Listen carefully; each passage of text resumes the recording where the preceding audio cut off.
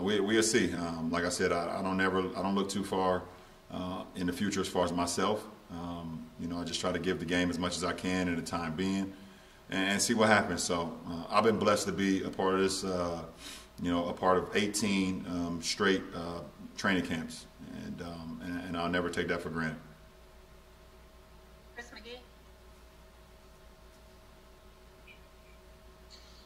Hey LeBron, congratulations are in order of being the first athlete to ever be named 3-time Sports Illustrated Sports Person of the Year. I would assume that is an amazing honor, but considering where we are as a world, does this one have a little more special meaning to it? First of all, thank you. It definitely does. And you see the class that I was in, and the group that I was in, the men and women that I was a part of, understanding that, we're more than athletes, and, being able to go out there and not only perform at a high level in what we do as far as our profession, but also being able to change lives and create opportunities and empower people and inspire people off the floor, not only in our communities, but all over the world. So it means a lot, to be a part of that group, and like you said, to be the first ever 3-time winner of this award. I'm very humbled. It means a lot to my family and my friends, and my kids at my foundation and my school back home and my city of Akron, where I come from. It's a great time. And YP? Hey LeBron, what was your first reaction when you heard December 22nd for a season, and how did that change kind of your off-season plans from that point forward? I was like, wow. Oh, and I said, oh. Just being completely honest, I wasn't expecting that, because early conversations were going on that I was hearing that there would be kind of a mid-January start, and the training camp will kind of start after Christmas. We'd have an opportunity to spend Christmas with our families, so I had already planned a vacation with my family for us to go somewhere, which I haven't been able to do, obviously, since I've been in the league, and so I had to switch up a lot of things. Once I heard the December 22nd start, and with training camp starting, obviously this week. So, just started preparing my mind, preparing my body, trying to get as much stuff as I could do with my family, spending as much time as I could with them before getting back into the grind. So, that's what it's been about.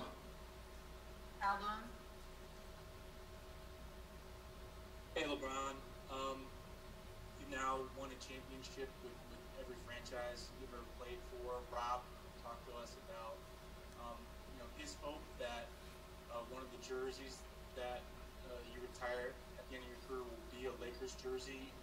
With this contract, how much is going into sort of what you've already built and accomplished in LA, and what you hope to achieve here? I just want to continue to do what I've always done. Try to lead the franchise, lead the group of guys that I'm around as far as the game that we play. And then off the floor, just continue to inspire people on being more than what people say that they are, and carry myself personally. I understand every time I leave a house that I'm not representing just myself, I'm representing my whole family, representing my friends that's associated with me, and representing my kids at my school back home. So it's a lot of responsibility for me when I walk out of my household. So, I want to continue to go out there and play the game at a high level, continue to play for my teammates, continue to play for this franchise, play for our fan base, play for whoever, want to see me play the game and like the way I approach the game, and continue to inspire off the floor. Hey LeBron, good to see you. I'm wondering, you've been only out of the bubble for like 6 weeks, half as long as you were there in the first place. I'm wondering what the adjustment back to the world has been like for you, and what changes you've had to make in your life, your family's behavior, to limit your exposure and do your part, for the league. I mean, are there changes you need to limit your bubble or your typical orbit? Yeah, I mean, you just have to. I mean, we listen to the experts on what's going on with the climate, as far as COVID, and keep your family in the mask when we leave the house or whatever the case may be, and be cautious of where we travel to, be cautious who we're around. Right now you just try to do everything that you can to protect your family. Hopefully you can stay safe and stay healthy. Obviously, that's the most important thing than anything. So that's what it's been all about. I mean, obviously, we are all hoping that the world gets back to normal at some point. So we can get back to kind of some normalcy. With our kids being back in school, our kids miss being in school. They're sick and tired of doing these Zoom classes. They love being around their other classmates. They love, being in classrooms and having fun, and I understand that too. So hopefully we can get back to that soon. But much appreciation, much respect to the teachers that's holding these classes, Monday through Friday. They're doing a hell of a job. So much respect to that. But we'll see what happens. But for me, nothing has changed. Pretty much I've always been, protector of my family, and no matter what, no matter if it was, COVID going around or just how we live on a day-to-day basis. Mark Medina. Hey, LeBron, good to see you, and congratulations on your extension and all your accomplishments. You've said a lot of times of the adjustment and struggle with playing games without fans.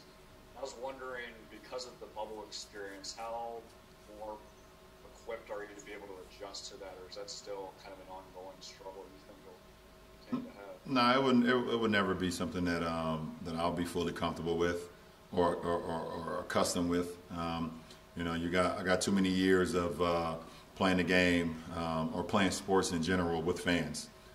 So I would never want to get fully committed to that or fully comfortable with that, because I believe at some point we will get back to it. Hopefully, I'm still playing, and hopefully I'm still in uniform. That's the hope, obviously, and I believe it will happen sooner than later. So, but I have the ability to go out there and channel, my focus, understand that I could get to that point of where knowing there's no fans there, but it would never be something that's comfortable or something that I could be accustomed to or something that will feel regular, because I've played so many years throughout my life since I was, I guess, 8 years or 9 years old when I first started playing organized sports where fans were there, and it's just all a part of it. Fans is a part of this game, is a part of sports. You could just look at some of the greatest sporting events ever of a course of time, and obviously you can see the impact that fans make. So they're truly missed from every sport that goes on in the world. Let's take a few more here. BT. What's up, Brian? What's up, B? Appreciate you. Things are good. How do you think your more than a vote worked out in this season and next for the organization? I think it worked out great. We was able to set out a plan and then execute that, and it was about basically educating and empowering people in their communities to get out there and exercise their right to vote. Understand their exercise, understand that their right to vote, how important it is, to vote, not only to change what's going on in America, but also change what's going on in some of their own communities. So, with the help of a lot of people, a lot of athletes, a lot of entertainers, a lot of local people that go around in their own communities that's making change, we was able to have some success. I mean, you look at the numbers through the election; it was the most turnout ever in election history of people who got out there and voted. And one thing about us, we didn't tell you who to go vote for. We didn't pick one side versus the other side. We just wanted to educate you and enlighten you and empower you and let you know, how important your right is. And this is your right, because so many people lay their lives on the line to have this right. And and then growing up in a black community, a lot.